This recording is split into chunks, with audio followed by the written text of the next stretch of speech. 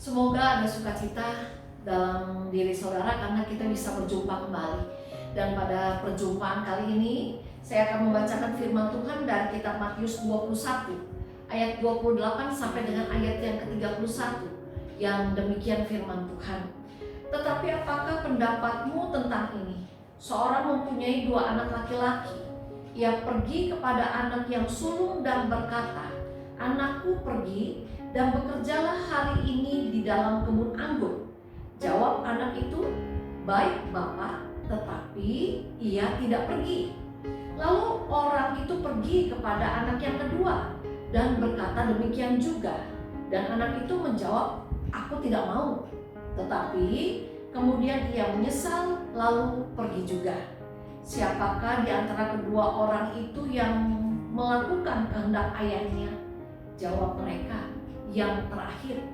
Kata Yesus kepada mereka, "Aku berkata kepadamu, sesungguhnya pemungut-pemungut cukai dan perempuan-perempuan sundal akan mendahului kamu masuk ke dalam kerajaan Allah."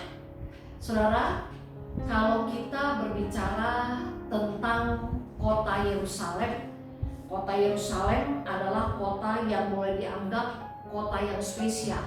Dan tentu saja orang-orang yang di dalamnya adalah orang-orang yang spesial juga. Mengapa demikian? Karena yang pertama, kota Yerusalem itu adalah sebuah ibu kota. Dan di dalamnya ada bait Allah yang merupakan simbol dari kehadiran Allah di tengah umatnya.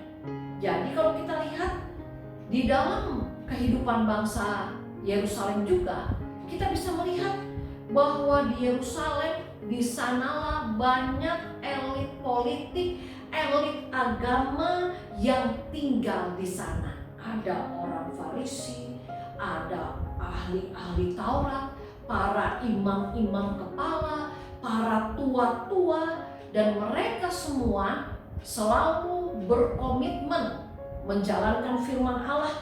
Bahkan mereka mempunyai aturan-aturan yang ketat terhadap pemberlakuan firman-firman Allah.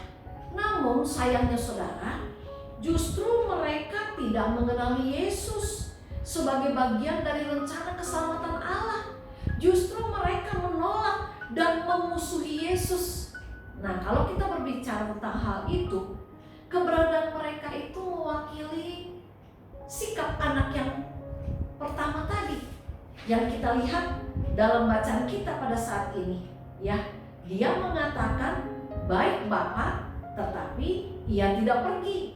Nah, sikap yang diwakili oleh orang-orang Farisi, ahli Taurat, imam-imam kepala, para tua-tua, mereka mengatakan ya akan kehadiran juru selamat. Tetapi ketika sang juru selamat itu datang, mereka justru menolaknya.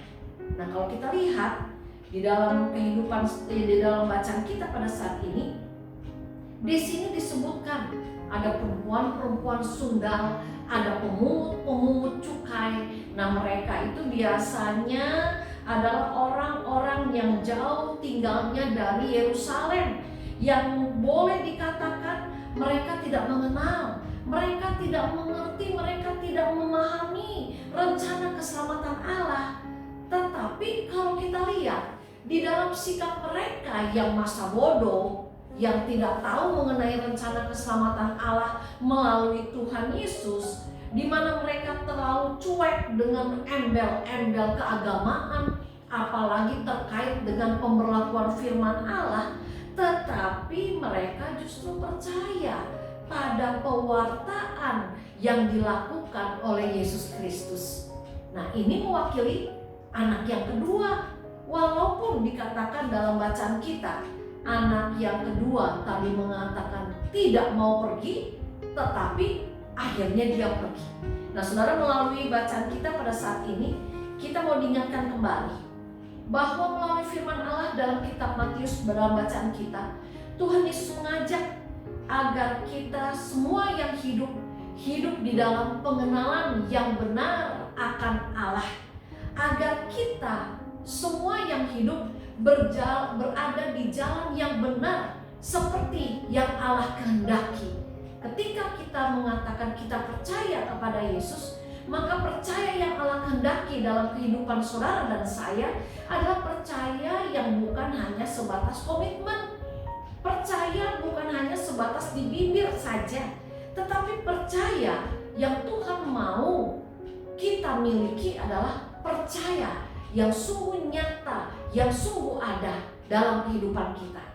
Saudaraku, kita diingatkan bahwa kerajaan surga adalah milik orang yang mengamini kerajaan Allah dan yang melakukannya.